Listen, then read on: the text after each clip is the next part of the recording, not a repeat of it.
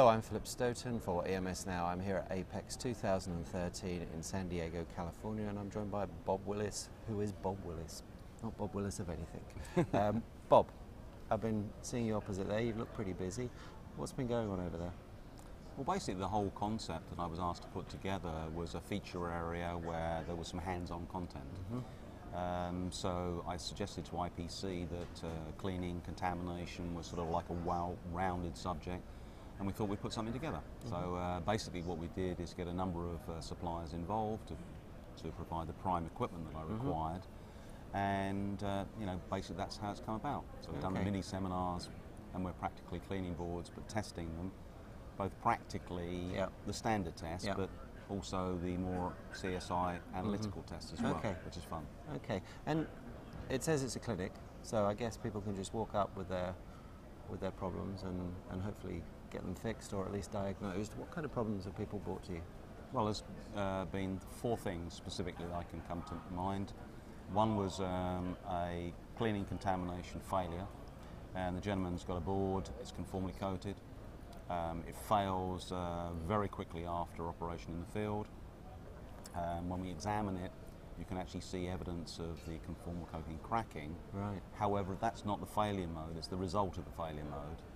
So what I did was capture images of that prior to mechanically taking the component off. And then when you look at the underlying tracks and then the surface, the capacitor which you've removed mechanically, you mustn't reflow solder it because you then destroy some of the information with more heat.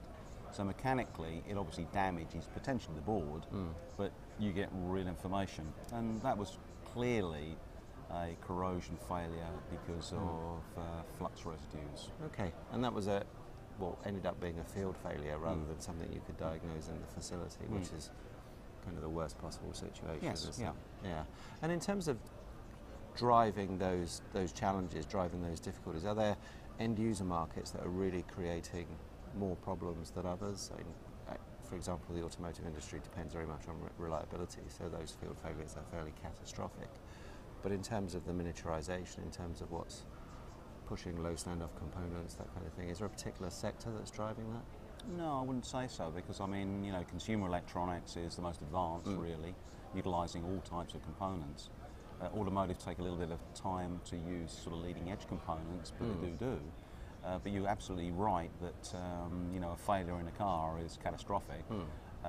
But you know, the automotive industry has had problems with cleaning, conformal coating, and these issues for some time. And fortunately, there's a lot of redundancy built into a car, so you can have a failure which doesn't actually result in a hard failure, as it were. But the important thing is getting to the root cause as quickly as possible. So any company should make sure they get real examples of the failures, make sure that nobody messes around with them, and somebody who's competent to take them apart and look at them. You know, there are many good laboratories all the way around the world, and you just need to do that. But unfortunately, sometimes people try and shortcut the situation. Yeah, and that's that importance of going back right to first principles, right to basically physics and chemistry to find out what's gone wrong, rather than just assuming it's, you know, somewhere further down the line. It looks like you've had a good turnout. Are you going to be doing this kind of thing at other events? Yeah, I have been approached about possibly doing something at Electronica, and I just have to think about, you know, if this is the right thing to do there or do something different. Or maybe there's something else. Yeah, I like to do something different. At SMTA this year? No, last year. I did a pop centre, package on package assembly, which was really fun and interesting.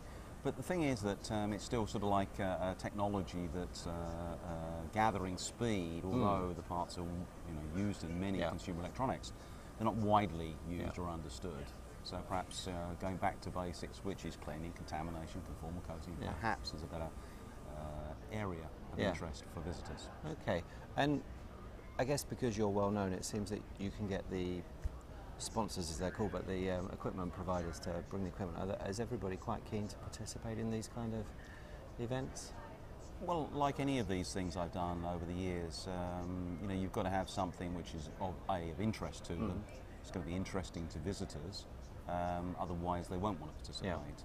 And basically, as with any of these events, you know, they help the funding of the project. Yeah. So, you know, my time, the space that the exhibition company provide. uses, and obviously all of the other signage and stuff. Yeah, So, yeah. I mean, generally speaking, nearly any exhibition organiser doesn't want to make money out of it, they just want to balance the books. Yeah, And if yeah. you can do that, Yeah. you know, they're happy. It's an attractive. Yeah, and it gives something else, Yeah. a different perspective to the exhibitor Yeah. to get involved with. Well, I think, and from an attendee point of view, you come here and I guess most of the time you're just being sold at. So to actually pick up some real information and some advice is really valuable.